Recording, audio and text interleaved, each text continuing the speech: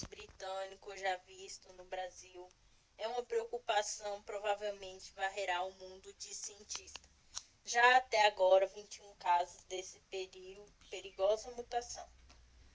A variante do coronavírus, encontrada pela primeira vez na região britânica de Kent, é uma preocupação porque poderia minar a proteção dada pelas vacinas contra o desenvolvimento da Covid-19, disse o chefe do Programa de Vigilância Genética no Reino Unido. Ele garante que a variante é dominante no país, sendo provavelmente que varra o mundo com toda a probabilidade. O coronavírus matou 2,35 milhões de pessoas e virou a vida normal de cabeça para baixo por bilhões, mas algumas novas variantes preocupantes de milhares levantaram temores de que as vacinas precisarão ser reajustadas e as pessoas podem precisar de vacina de reforço. Sharon Piacock, diretor do consórcio da Covid Genômicos, UK, disse que as vacinas eram até agora eficazes contra as variantes no Reino Unido, mas que a mutação poderia potencialmente minar as vacinas. Que se preocupa com isso, que o 1.7 variante que temos circulado por algumas semanas e meses está começando a sofrer mutação novamente e obter novas mutações que podem afetar a maneira como lidamos com o vírus em termos de imunidade e eficácia das vacinas, disse Piacock à BBC. É preocupante que 1.7, que é mais transmissível, que varreu o país, agora está mudando para ter essa nova mutação que poderia ameaçar a vacinação. A nova mutação, identificada pela primeira vez em Bristol, no sudoeste da Inglaterra, foi designada com variante e preocupação pelo grupo consecutivo sobre a ameaça do vírus respiratórios novos e emergentes. Até agora, 21 casos dessa variante que tem mutação E484K, que ocorre na proteína do pico do vírus, as mesmas mudanças que têm sido vistas nas variantes sul-africana e brasileira. É preciso ser realista que essa mutação em particular tenha surgido em nosso tipo de linhagem, pelo menos 5 vezes distinta. E então isso vai continuar aparecendo, diz Piacock. Há 3 grandes variantes conhecidas que preocupam os cientistas. Variante sul-africana, conhecida pelo cientista como 20.501YV2 ou B.1351. A chamada variante Reino Unido ou Kent, conhecida como 20.501YV1 ou B.1.17, e a variante brasileira conhecida como P1. A variante britânica é mais infecciosa, mas não necessariamente mais mortal que as outras. Uma vez que chegarmos em cima do vírus, ou ele se transforma em ser virulento, causando doença, então podemos parar de nos preocupar com isso. Mas acho que olhando para o futuro, vamos fazer isso por anos. Nós ainda vamos fazer isso por uns 10 anos, na minha opinião, disse o cientista.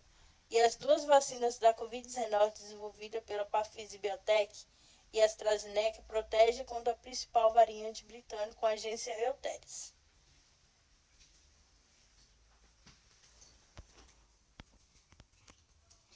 IBGE prevê safra recorde de 262,2 milhões de toneladas para 2021. Em janeiro, a produção de cereais, leguminosas e oleaginosas estimada para 2021 é de mais um recorde somado de 262,2 milhões de toneladas, com alta de 3,2%. 8,1 milhões de toneladas, em relação a 2020 e 254,1 milhões de toneladas, e de 1,7 milhões de toneladas, 0,7% frente ao prognóstico anterior. O levantamento sistemático da produção agrícola, LSPA, aponta que a área ser colhida é de 66,8 milhões de hectares, com alta de 2,1% frente à área colhida de 2020, mais 1,4 milhões de hectares e de 149 mil hectares, 0,2% à frente ao mês anterior. O arroz e o milho e a soja são os três principais produtos deste grupo, que somados representam 93,4% da estimativa da produção e responde por 87,8% da área a ser colhida. Em relação a 2020, houve um acréscimo de 3,2% na área do milho, 3,7% na primeira safra e de 3,3% na segunda. É de 3,0% na área da soja, é de 0,6% na área de arroz, ocorrendo declínio de 11,3% na área de algodão herbáceo. Na comparação com 2020, esperam-se altas na produção de 7,2% para a soja, totalizando 130,3 milhões de toneladas, e de 0,4% para o milho, totalizando um recorde de 103,7 milhões de toneladas. Já o algodão herbáceo é o arroz em casca, apresenta o declínio de 16,5% e 0,6%, devendo a produção alcançar 5,9 e 11,0 milhões de toneladas, respectivamente. A informação de janeiro para a safra nacional de cereais, leguminosas e oleaginosas de 2021 alcançou 262,2 milhões de toneladas. É uma área colhida de 66,8 milhões de hectares. Em relação a 2020, houve um aumento de 1,4 milhões de hectares na área a ser colhido, 2,1% à frente ao que foram previsto no mês anterior. O acréscimo foi de 149 mil hectares, 0,2%. As regiões sul de 3,3% e o nordeste de 0,4% tiveram acréscimo em sua estimativa. Por outro lado, o centro-oeste de 1,1%, o sudeste de 0,7% e o norte de 2,1% tiveram queda, e as participações de cada região são de 45,9% no centro-oeste, 31,6% do sul, 9,8% do sudeste, 8,6% do nordeste, 4,1% do norte. Na distribuição da produção pelas unidades de federação, o Mato Grosso lidera com o maior produto nacional de grãos, com uma participação de 27,3%, seguido pelo Paraná, 15,6%, Rio Grande do Sul, 3,4%, Goiás, 9,7%, Mato Grosso do Sul, 8,6%, Minas Gerais, 6,1%, que somados representam 80,7% do total nacional em relação ao mês anterior. Ocorrerá o acréscimo nas estimativas do Paraná, 1,2 milhões de toneladas de Minas Gerais, 439,2 mil toneladas do Maranhão, 156,0 mil toneladas do Piauí, 46,2 mil toneladas do Pará, 33,9 mil toneladas no Amazonas, 4,0 mil toneladas no Tocantins, 473 toneladas. Já em Goiás, 72,7 mil toneladas. No Mato Grosso, 27,2 mil toneladas. No Ceará, 6,9 mil toneladas. Na Bahia, 2,0 mil toneladas. No Rio de Janeiro, 1,2 mil toneladas houve redução. Destaque na estimativa de janeiro de 2021 em relação a dezembro. Em janeiro, destacaram-se as variações positivas na seguinte estimativa de produção. Em relação a dezembro, feijão da segunda safra, 21,5% ou 206,0 mil toneladas. Batata inglesa, segunda safra, 5,4% ou 61,7 mil toneladas. Cacau, 4,4%, ou 11,4 mil toneladas. Milho, segunda safra, 2,9%, ou 2,2 milhões de toneladas. Tomate, 2,0%, ou 77,9 mil toneladas. Feijão da terceira safra, 1,6%, ou 8,9 mil toneladas. Soja, 0,4%, ou 574,2 mil toneladas. Arroz, 0,2%, ou 25,5 mil toneladas. Café Senéfora, 0,1%, ou 1,1 mil toneladas.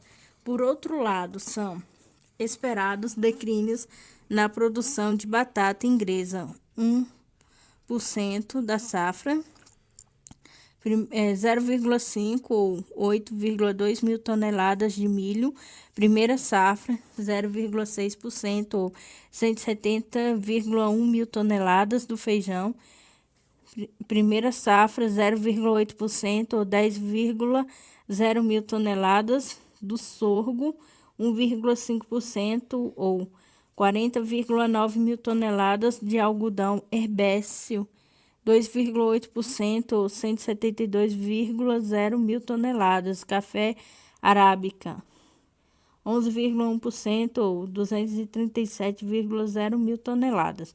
Algodão herbáceo em caroço. A estimativa de produção foi de 5,9 milhões de toneladas para o algodão herbáceo em caroço, com declínio de 2,8% em relação ao terceiro prognóstico de dezembro e uma redução de 16,5% em relação a 2020.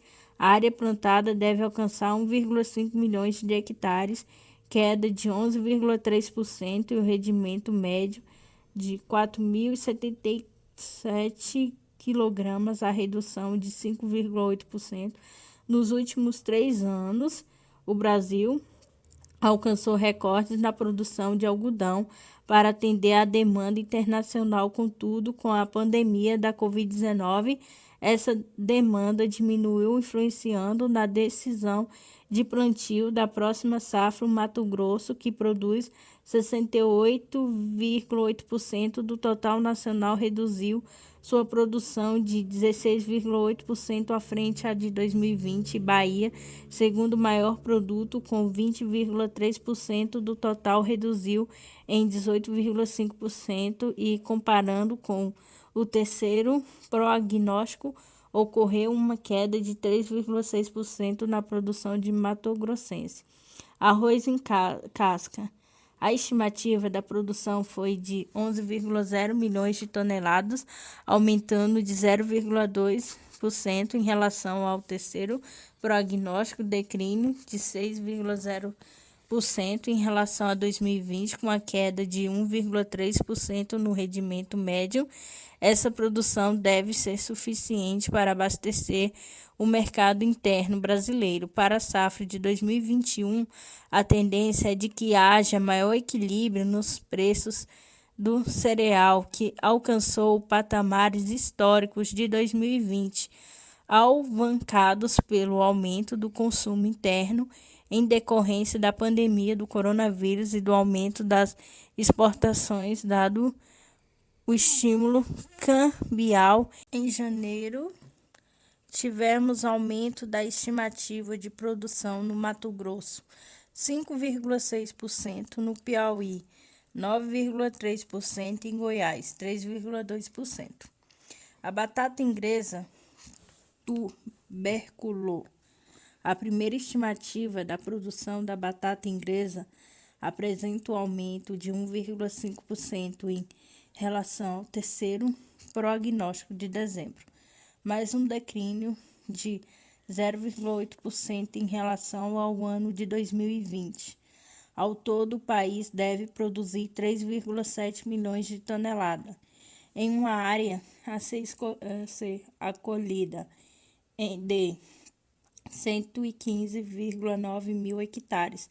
A área a ser colhida apresenta um aumento de 0,3% e o rendimento médio cresceu de 1,1%. A primeira safra apresenta retração de 5,5% em frente ao terceiro prognóstico. Ao todo, devem ser colhidas 1,8 milhões de toneladas da batata inglesa, resultado influenciado pela redução de 1,7% na estimativa de produção do Paraná. Mas em relação ao ano anterior, houve um aumento de 10,2% para a estimativa de produção. Já para a segunda safra, a produção estimada é de 5,4% maior que o do terceiro prognóstico, totalizado 1,2 milhões de toneladas, com destaque positivo para o Paraná, que levou em 20,9% sua estimativa de produção comparada ao ano anterior. A estimativa total dessa safra é de 11,9% superior. Para a terceira safra, houve reavaliação neste mês de janeiro,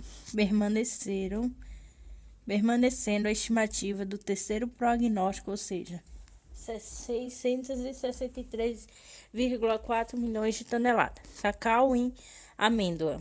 A estimativa de produção encontra-se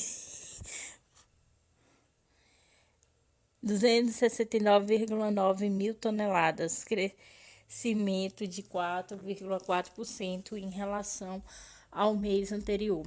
E o rendimento médio encontra-se 4,2% superior ao Pará e à Bahia. Os maiores produtos devem responder por 94,2% da produção nacional este ano. Em relação ao ano anterior, a produção brasileira de cacau encontra-se 3,8% menor, havendo declínios de 0,3% no Pará e de 6,8% na Bahia. Café em grão. A estimativa de produção brasileira de café para 2021 foi de 2,7 milhões de toneladas.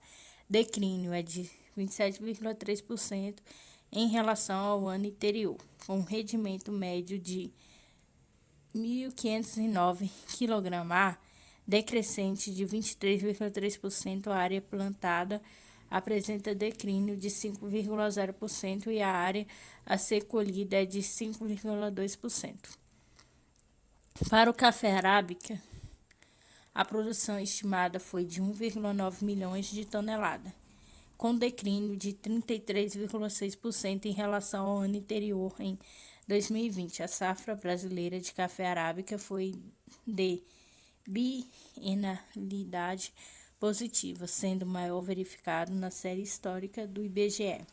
Já em 2021 será o ano de bienalidade negativa, o que deve resultar em uma retração expressiva da produção em Minas Gerais. O maior produto de café arábica, com 68,9% do total, estimou sua produção de 1,3 milhão de toneladas, que representa um declínio de 35,9% em relação ao ano anterior. Para o café canefora, mais conhecido como canilon, a estimativa da produção é de 807,2 mil toneladas, apresenta declínio de 6,7% em relação no ano anterior.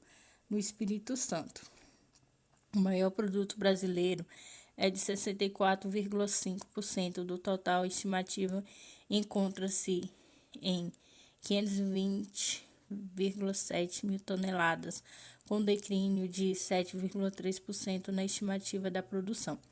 Feijão em grão. A primeira estimativa da produção total nacional de feijão para 2021 foi de 3,0 milhões de toneladas, sendo 7,3% maior que do terceiro prognóstico. A área é ser colhida, o aumento é de 0,7%, o rendimento médio é de 6,6%. Primeira safra, que participa com 42,9% da produção total de feijão em grão, foi estimada em 1,3 milhões de toneladas, diminuição de 0,8%. Frente à estimativa do terceiro prognóstico, destaque negativo para o Paraná, com uma diminuição de 4,9% na estimativa de produção em relação ao ano anterior. Houve redução de 1,5% na estimativa da produção total do país para a primeira safra. Já a segunda safra, que é 3,7% do total do feijão produzido no país, foi estimada em 1,2 milhões de toneladas. O aumento é de 21,5%, frente à estimativa do terceiro prognóstico é de 15,4% em relação a 2020. Destaque positivo para o Paraná, com aumento de 74,5% em sua estimativa de produção à frente a 2020. Com relação à terceira safra, estimativa de produção foi de 554,5 mil toneladas, o aumento é de 1,6% à frente ao terceiro prognóstico do estado. Responsável por esse aumento na estimativa de produção foram Mato Grosso, de 8,2%, e Paraná, 36,4% em relação ao ano anterior. A estimativa da produção sofreu redução de 2,8%. O milho em grão. Em relação à última informação, a estimativa de produção cresceu de 2,0%, totalizando 103,7 milhões de toneladas, recorde da série histórica do IBGE. Estimativa da área a ser colhida foi de 18,8 milhões de hectares, tendo o rendimento médio crescido de 1,3%. Em relação ao ano anterior, a produção deve ser de 0,4% maior. A primeira safra deve participar com 25,3% da produção brasileira de 2020, segunda com 74,7%. Na primeira safra, a produção estimada foi de 26,3 milhões de toneladas, declínios de 0,6% em relação ao mês anterior, é de 1,2% à frente, a 2020. Mas para a segunda safra, a estimativa da produção é 74,4 milhões de toneladas. Cresceu 2,9% em relação ao mês anterior, ficou de 1,0%, maior relação no ano anterior. A soja em grão. A estimativa da produção da soja foi de 130,3 milhões de toneladas. Aumento é de 0,4% em relação ao mês anterior, é de 7,2%. Em relação à produção de 2020, sendo o novo recorde da série histórica do IBGE, a área plantada é de 38,2 milhões de hectares, encontrando-se 0,3% maior. Apesar do atraso do plantio devido à falta de chuva nas principais unidades da federação, produtoras havendo até mesmo notícia de replantio em algumas áreas no Mato Grosso. De uma forma geral, o clima tem beneficiado as lavouras da leguminosa e o Mato Grosso é o maior produto brasileiro de soja, devendo sua produção alcançar 34,6 milhões de toneladas em 2021 e 26,6% do total nacional. Já o Paraná, segundo maior produtor, deve produzir 20,5 milhões de toneladas em 2021, 15,7% da safra nacional. Sorgo, grão. A estimativa da produção foi de 2,8 milhões de toneladas, declínio é de 1,5 em relação ao mês anterior, e a área plantada é a ser colhida também apresentou redução de 2,3%, mas o rendimento médio aumentou de 0,8%. Goiás, maior produtor de 47,4% do total nacional, reduziu sua estimativa de produção em 0,7%. A estimativa de produção do sorgo foi de 0,1%, superior à de 2020, tendo a área plantada declinado 2,1% e o rendimento médio crescido de 2,2%. A produção deve crescer de 13,1% em Goiás e declinar em Minas Gerais 3,2% e na Bahia 45,1%. Tomate. A produção nacional de tomate foi estimada em 4,0 milhões de toneladas, com um crescimento de 2,0% em relação ao último levantamento. Com a colheita em andamento, o Paraná atualizou suas estimativas, passando a 215,4 mil toneladas, aumentou de 63,4% em relação ao mês anterior, mas declínio de 12,9% em relação ao que foi produzido em 2020. A AstraZeneca espera produzir 200 milhões de doses da vacina até abril. Farmacêutica divulgou o resultado de 2020. A AstraZeneca espera produzir mais de 100 milhões de doses da sua vacina contra a Covid-19, desenvolvida em conjunto com a Universidade de Oxford. Nesse mês, elevar a capacidade para mais de 200 milhões de doses por mês até abril, disse o presidente executivo da farmacêutica Pascal Soriot nesta quinta-feira 11. O chefe de pesquisa e desenvolvimento biofarmacêutico da campanha Mene Bangolos afirmou que a empresa espera os dados dos testes em estágio avançado de sua vacina nos Estados Unidos antes do final de março. IBGE prevê a safra recorde de uma leitura dos dados está somente a semana distante, disse ele em teleconferência depois da divulgação dos resultados da campanha em 2020. OMS. A vacina da AstraZeneca e segura e eficaz deve ser amplamente implantada, inclusivamente em países onde a variante sul-africana do coronavírus talvez reduza sua eficácia, recomendou um painel de Organização Mundial da Saúde da OMS nesta quarta-feira. Em recomendação provisória sobre a vacina, o painel do grupo consecutivos e estratégicos de especialistas de imunização disse que a vacina deve ser administrada em 2 doses com um intervalo de cerca de 8 a 12 semanas entre a primeira e a segunda. Também deve ser utilizada em pessoas com 65 anos ou mais. Mesmo em países como a África do Sul, onde foram levantadas questões sobre a eficácia da vacina da AstraZeneca contra uma variante do coronavírus SARS-CoV-2, não há razão para não recomendar o seu uso, afirmou o presidente do grupo da OMS, Alexandro Crovioto, em entrevista.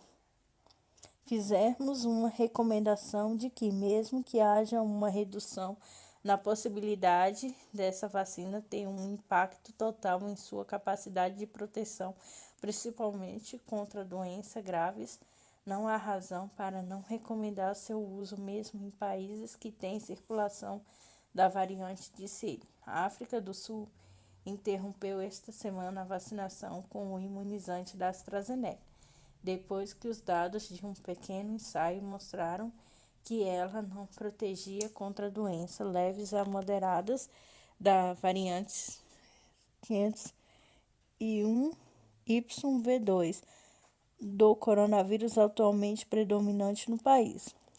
A OMS disse que essa conclusão preliminares destacam a necessidade urgente de uma abordagem coordenada para a vigilância, avaliação de variantes e o impacto da eficácia da vacina. A OMS continuará monitorando a situação e, à medida que novos dados forem disponibilizados, as recomendações serão atualizadas de acordo com o que acrescentou com a Agência Brasil. O que significa a retirada dos militares da Amazônia anunciada por Mourão?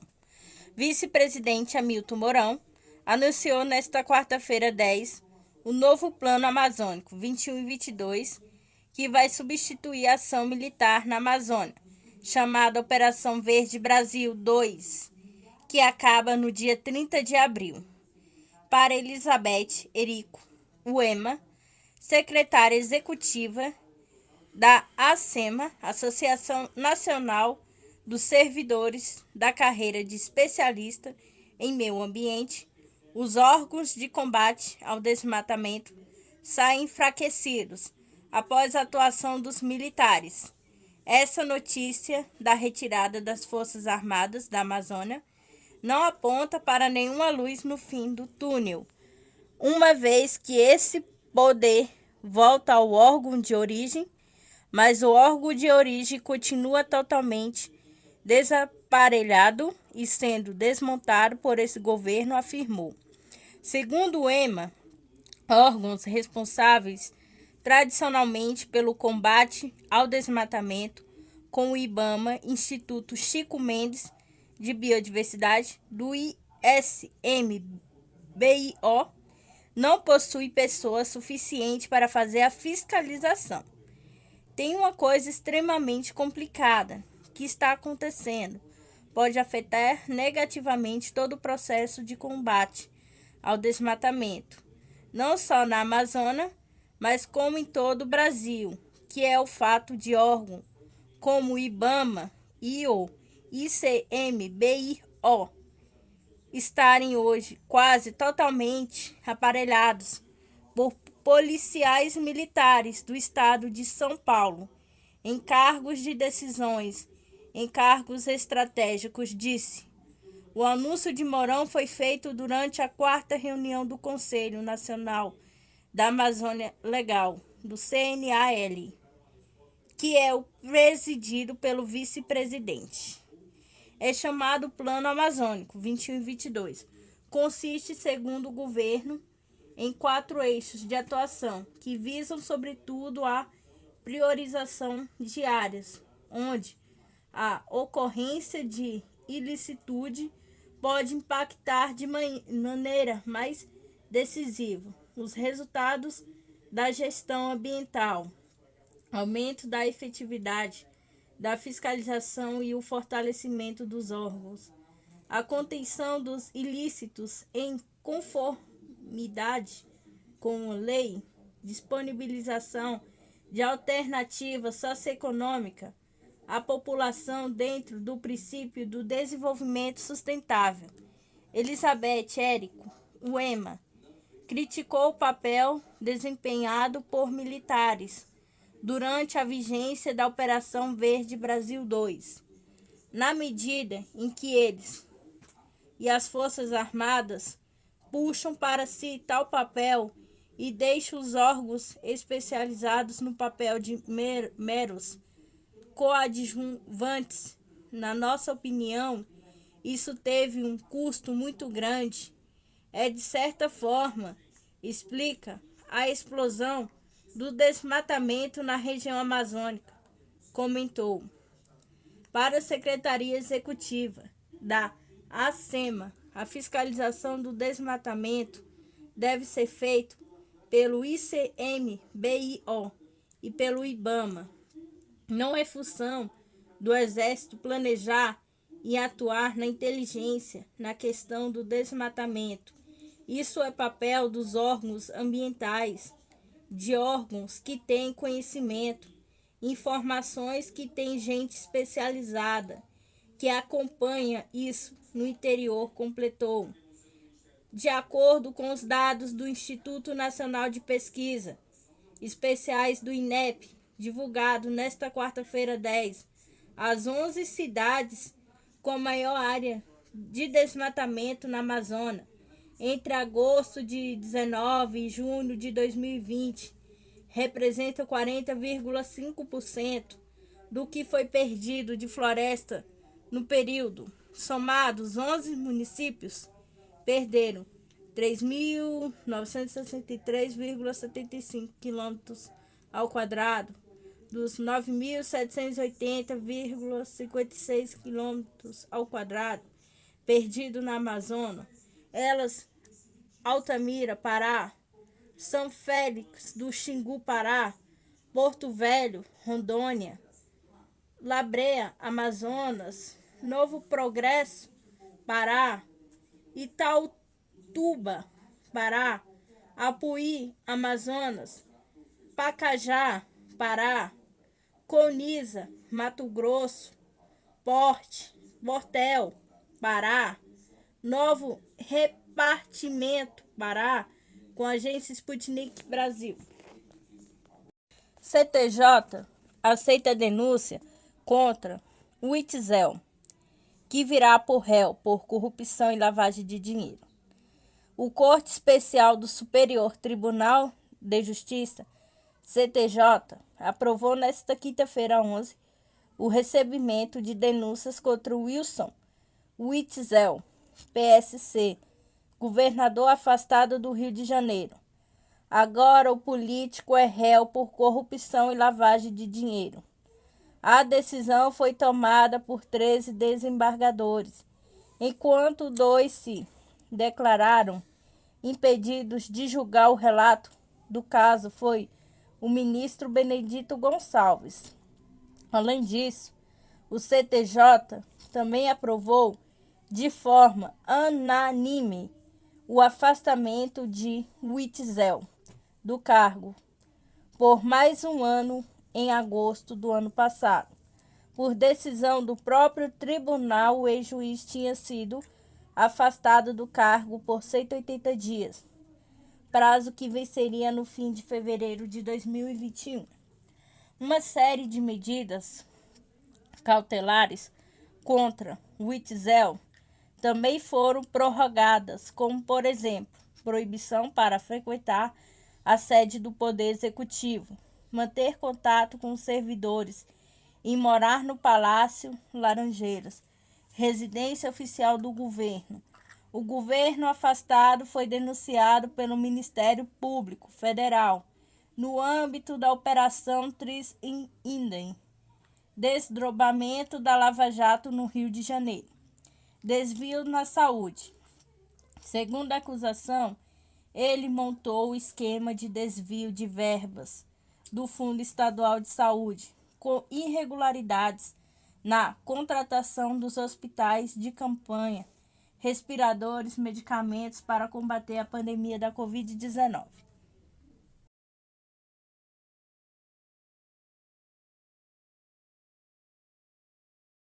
Imunizantes já têm aprovação da OMS, medida agora aprovada acelera processo de distribuição.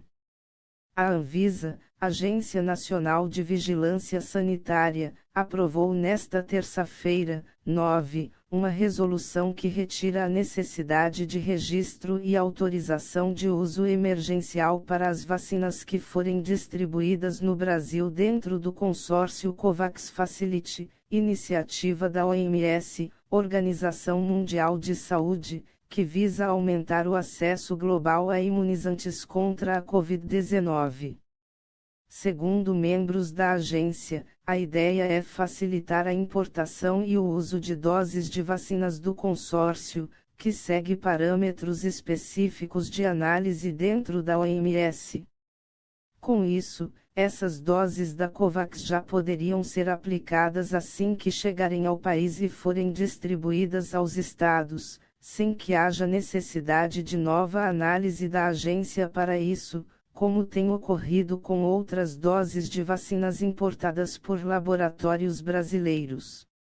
A medida também prevê regras para importação e monitoramento do uso dessas doses. Segundo a Anvisa, a isenção da necessidade de nova autorização do Brasil se justifica por causa da aprovação da OMS aos imunizantes, em processo que é acompanhado por membros da agência. A dispensa está sustentada na avaliação que a Anvisa já faz dentro do grupo de especialistas da OMS, diz a diretora Meiruzi Freitas, relatora da proposta. Para ela, a medida deve facilitar o acesso às vacinas do consórcio, que devem ser enviadas de forma escalonada.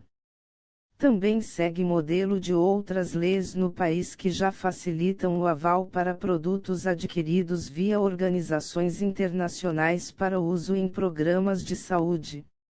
A nova regra foi aprovada por unanimidade. Ao aprovar a medida, diretores frisaram ainda a necessidade de ter o maior número de vacinas disponível, mas com base em critérios de segurança e eficácia. Isso garante o acesso ágil à vacina, disse o diretor-presidente da agência, Antônio Barra Torres. Com a medida, o Ministério da Saúde deve informar à Anvisa o cronograma de importação das vacinas da Covax e verificar as condições de transporte e prazo de validade. A manifestação da Anvisa sobre o pedido de liberação da importação deve ocorrer em até 48h. Antes do uso, os lotes devem passar por análise do INCS, Instituto Nacional de Controle de Qualidade em Saúde, o que já é de praxe na importação de vacinas. A COVAX é uma iniciativa global coordenada pela Aliança Gavi para facilitar o acesso global a vacinas contra a Covid-19. O objetivo é permitir que haja uma distribuição mais equitativa de doses entre os países. Ao todo, 191 participam do grupo. Para ser comprado e distribuído pelo consórcio, um imunizante precisa ter sido pré-qualificado e autorizado pelo Departamento de Vacinas da OMS, que avalia dados de segurança e eficácia entregues pelos produtores e pode inclusive fazer inspeção em fábricas. Apesar do aval facilitado, a previsão é que haja um volume baixo inicial de doses ao Brasil por meio do consórcio nos primeiros meses.